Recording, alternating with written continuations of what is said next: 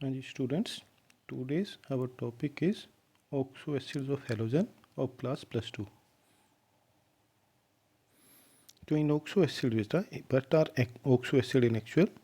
ठीक है, an oxo acid is a compound having hydrogen, oxygen and one other element.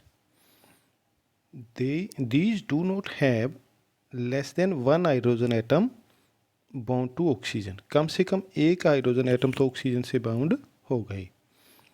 This hydrogen atom is capable of separating into H ion means cation में and anion of the acid.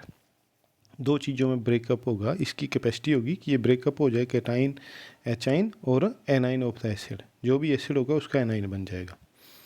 The fluorine atom is extremely small and thus it is highly electronegative. ये पता ही है आपको कि left to right move करते हैं period में तो साइज छोटा हो जाता है. और फ्लोरीन एटम सेकंड पीरियड में सबसे लास्ट में होता है बिफोर हेलोजन, हेलोजन से पहले. तो extremely small in size and highly electronegative element of the periodic table. Therefore it can form a single oxo acid. सिर्फ एक ही ऑक्सो एसिड बनता है, दैट इज HOF.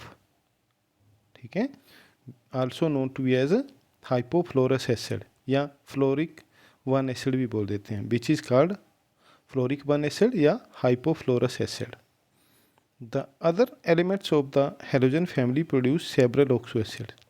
ठीक है, जैसे Cl, Br, I एट्सेट्रा वो बहुत सारे ऑक्सो एसिड बनाते हैं. बट जो फ्लोरीन है वो एक ही ऑक्सो एसिड बनाता है, दैट इज़ फ्लोरिक 1 एसिड या फिर हाइपोफ्लोरस एसिड भी बोल देते हैं उसको. We can not isolate them in pure state. Halogen को प्योर स्टेट में आइसोलेट नहीं कर सकते because they are highly reactive element. They are stable in aqua solutions. They are also very stable in salt form, जैसे NaCl, NaBr, NaI etcetera salt form में भी बहुत ज़्यादा स्टेबल होते हैं.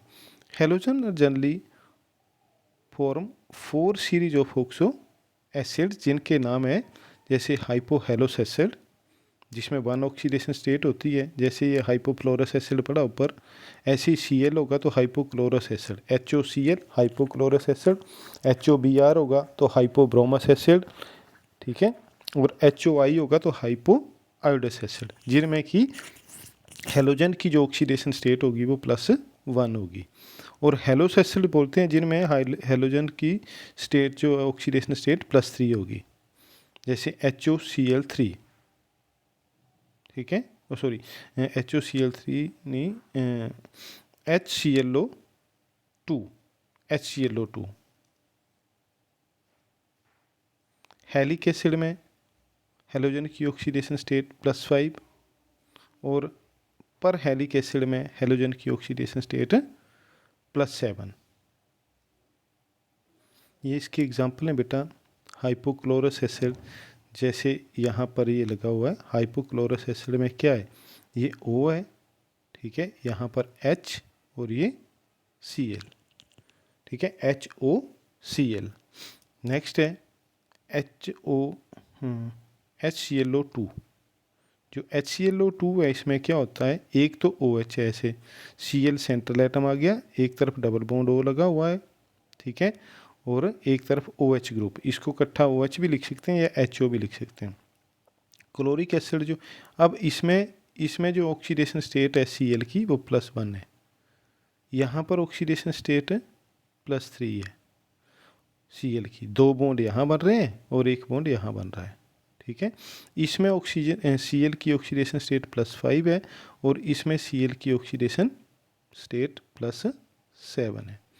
तो इसको क्लोरिक एसिड बोल देंगे. तो एक तरफ OH लगा हुआ है, टोटल Cl के बैलेंस सेल में 7 इलेक्ट्रॉन होते हैं, तो 2 बॉन्ड यहाँ बना लेंगे, 2 यहाँ पर, 4 आ गए, एक यहाँ पर 5 और एक एज ए लोन पेयर रहेगा. ठीक है, तो +5 ऑक्सीडेशन स्टेट आ गई, 2 यहाँ, 2 ये 4 और एक इस तरफ 5, इसमें 7 हो गई बेटा. पर क्लोरिक एसिड में 3 डबल बॉन्ड लगे हैं, 2 बॉन्ड ये, 2 ये हो गए, 2 ये हो गए, 6. ठीक है, और 7th जो इलेक्ट्रॉन है वो OH के साथ बॉन्ड मिलेगा। तो HClO4, इसको HClO4 लिख देते हैं, पर क्लोरिक एसिड को HClO4, ठीक है। क्लोरिक एसिड जो है HClO3, ठीक है। और क्लोरस एसिड में HClO2 और हाइपोक्लोरस एसिड में HClO ऐसे लिखेंगे, ठीक है। नेक्स्ट होगा बेटा inter halogen compound. Inter halogen compounds क्या होते हैं? When two different halogen reacts with each other, एक दूसरे के साथ दो डिफरेंट हेलोजन रिएक्ट करते हैं तो उस वक्त इंटर हेलोजन कंपाउंड बन जाते हैं, they are formed. They can be assigned general composition as XX dash. XX dash में क्या होगा, X जो है वो लेस इलेक्ट्रोनेगेटिव और X डैश जो है वो मोर इलेक्ट्रोनेगेटिव, ठीक है। XX dash 3, XX dash 5, XX dash 7, where X halogen, ठीक है, of large size and X dash is of smaller size, या X is more electronegative than X dash, ठीक है। यहाँ पर ये चीज़ नहीं आएगी, X dash is more electronegative than X, यहाँ पर X आएगा, यहाँ X डैश आएगा। X dash is more electronegative than X। जैसे फॉर एग्जांपल X मान लो ClF आ गया या ClF3 आ गया, ClF3, ठीक है, या BrCl3, इस ढंग से। तो Cl जो वो ज़्यादा इलेक्ट्रोनेगेटिव होगा और Br लेस इलेक्ट्रोनेगेटिव होगा, ठीक है। जो साइज वाइज देखें तो Br का साइज बड़ा होगा और Cl का साइज छोटा होगा। यहाँ Cl का साइज बड़ा और F का साइज छोटा, इस ढंग से। नेक्स्ट बेटे, as the ratio between the radii of X and XS increases, जैसे जैसे रेशो बढ़ता जाएगा the number of atom per molecule also increases. Thus, iodine fluoride should have maximum number of atoms as the ratio of radii between I and F should be maximum। जैसे IF7 भी बन जाता है बेटा, 7 तक भी अकोमोडेट कर सकता है। क्यों? क्योंकि दोनों के साइज़ में बहुत ज़्यादा डिफरेंस है, ठीक है। जैसे BrF7 नहीं बनेगा क्योंकि Br का साइज छोटा है, that could not able to accommodate 7 fluorine atom around it. या ClF7 नॉट पॉसिबल है, ClF7 नहीं बनेगा बिकॉज Cl का साइज छोटा है, ये 7 फ्लोरीन एटम को अपने सराउंडिंग में अकोमोडेट नहीं कर सकता है, therefore it is not possible for it to make ClF7। That is why, देखो ये लिखा है ना, why the formula IF7 is possible, have maximum number of atoms, but Cl में F7 नहीं जुड़ेंगे because of it small size, या BrF7 भी नहीं बनेगा because it could not accommodate 7 fluorine atom around it. Next है बेटे preparation of inter halogen compound. तो इंटर हेलोजन कंपाउंड कैसे बनते हैं? आइदर, ठीक है, या तो डायरेक्ट कॉम्बिनेशन से, these molecules are form due to the direct combination of, ठीक है, हेलोजन्स विद ईच अदर और by the action of group 17 element with lower inter-halogen compound under specific condition, ठीक है। 17 ग्रुप के एलिमेंट जो हैं lower inter-halogen compound के साथ स्पेसिफिक कंडीशन में रिएक्ट करेंगे तो भी बन जाते हैं, या फिर डायरेक्ट कॉम्बिनेशन से भी। फॉर एग्जांपल जैसे देखो, at 437 kelvin chlorine reacts with fluorine of equal volume to give ClF, direct combination हो गई, फ्लोरीन और क्लोरीन मिलते हैं, देखो Cl2 और F2 मिलेंगे, ClF बन जाएगा, डायरेक्ट कॉम्बिनेशन हो गई। This method is widely used in the production of group 17 fluoride. 17 group के फ्लोराइड ज़्यादातर बनाने में डायरेक्ट कॉम्बिनेशन हो जाती है, जैसे I2 + Cl2 मिलकर ICl बनाते हैं, तो ICl में जैसे पिछले इसमें पढ़ा हमने कि I लेस इलेक्ट्रोनेगेटिव है और Cl मोर इलेक्ट्रोनेगेटिव है, ठीक है। Cl और I मिल जाएंगे तो जो X डैश होगा वो मोर इलेक्ट्रोनेगेटिव और X जो होगा वो लेस इलेक्ट्रोनेगेटिव। और साइज वाइज देखें तो X का साइज बड़ा होगा और X डैश का साइज छोटा होगा। नेक्स्ट है बेटे properties of inter halogen compound. तो प्रॉपर्टीज में क्या आता है बेटा, these are covalent molecules. Normally inter halogen compound जो होते हैं कोवलेंट मॉलिक्यूल होते हैं and diamagnetic in nature. Diamagnetic means they do not have tendency to form colours. Paramagnetic coloured compound होते हैं, डाईमैग्नेटिक कलरलेस कंपाउंड होते हैं। दे आर वोलेटाइल सॉलिड्स और liquid at room temperature 298 kelvin means room temperature के ऊपर या तो वो सॉलिड होते हैं या लिक्विड होते हैं। Except ClF which is a gas. ClF gas होती है और बाकी सारे इंटर हैलोजन कंपाउंड जो हैं वो या तो लिक्विड होंगे या सॉलिड होंगे एट रूम टेम्परेचर।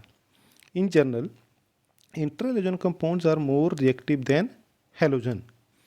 जैसे एक्सेप्ट फ्लोरीन, फ्लोरीन को छोड़कर बाकी सारे इंटर हैलोजन कंपाउंड जो होते हैं वो हैलोजन से ज़्यादा रिएक्टिव होते हैं। जैसे हैलोजन मान लो Cl2 आ गया तो Cl2 जो है वो कम रिएक्टिव होगी और ClF जो है वो ज़्यादा रिएक्टिव होगा। रीज़न कि इनमें इलेक्ट्रोनेगेटिव डिफरेंस है बिटवीन कंबाइनिंग एटम, ठीक है। This is because XX dash bond in inter halogen is weaker then XX bond in halogen accept in F2 को छोड़कर बाकी सब में, ठीक है, ज़्यादा वीक होता है। Inter halogen is weaker then Cl2। F2 वाला बॉन्ड जो वो वीक होता है बट Cl2 वाला बॉन्ड जो कंपैरेटिवली स्ट्रॉन्गर होगा। तो F2 क्यों वीक होता है ये आपको ऑलरेडी बताया हुआ है कि फ्लोरीन में लोन पेयर ऑफ इलेक्ट्रॉन जो वो ज़्यादा होते हैं और लोन पेयर बॉन्ड पेयर में रिपल्सन ज़्यादा होने की वजह से बॉन्ड वीकर हो जाता है। जबकि Cl2 में साइज़ Cl का बड़ा है, Cl का साइज़ बड़ा होने से लोन पेयर और बॉन्ड पेयर में रिपल्सन कम होती है। Cl में या Br में Br2 जब बनेगा तो उसमें रिपल्सन कम होगी। All these undergoes hydrolysis given halide ion derived from the smaller halogens, ठीक है। अब हाइड्रोलिसिस के बाद वो क्या बना देते हैं, हैलाइड आइंस। हाइड्रोलिसिस मतलब जब पानी में डालेंगे तो हैलाइड आइन बना देंगे एंड दे आर आइन derived from the smaller halogen. Smaller halogen मतलब जैसे जो छोटे होते हैं उनके साथ बनेंगे। जैसे ClF है तो F के साथ, ठीक है, वाटर के साथ जब रिएक्ट करेगा तो हैलाइड आइन बनेगा। हाँ, halide ion derived from the smaller halogen. अब ClF है तो स्मॉलर हैलोजन के साथ हैलाइड आइन बनेगा और बड़ा जो है वो उसके साथ रिएक्ट कर जाएगा दूसरे रिएक्टेंट के साथ, वाटर से जो दूसरा OH मिल रहा है ना। नेक्स्ट है बेटे हाई, इसमें हैलोजन हाइपोहलाइट, जैसे XX डैश से हाइपोहलाइट बनेगा, XX डैश 3 से हैलाइट बनेगा, XX डैश 5 से हैलेट बनेगा एंड पर हैलेट XX डैश 7 से। A9 derived from the larger halogens, ठीक है। लार्जर जो इन दोनों में लार्ज कौन होगा, जो पहले वाला है जैसे ये, उससे एनाइन बनेगा। The XX dash 3 compounds have the bent structure, ठीक है। XX3 या XX-3 में बेंट स्ट्रक्चर होगा। जैसे ClF3 है, ClF3 है तो इसमें स्ट्रक्चर जो बेंट होगा क्योंकि 2 लोन पेयर हैं और 3 बॉन्ड पेयर हैं। अगर XX-5 कंपाउंड होगा तो उसमें स्क्वायर पिरामिडल, क्योंकि उसमें 2 lone pair square pyramidal sorry 1 lone pair और 5 इसमें टोटल बॉन्ड पेयर हैं। टोटल 7 होते हैं ना, Cl के बैलेंस सेल में या Br के बैलेंस सेल में 7 होते हैं तो 5 उनसे बॉन्ड पेयर बना देंगे, 1 लोन पेयर रहेगा तो उसको क्या बोल देंगे, स्क्वायर पिरामिडल। और IF7 में पेंटागोनल बाई पिरामिडल स्ट्रक्चर होता है। तो ये अलग अलग टाइप के स्ट्रक्चर होते हैं। All these are the property of these compounds बेटा। That's all about this topic.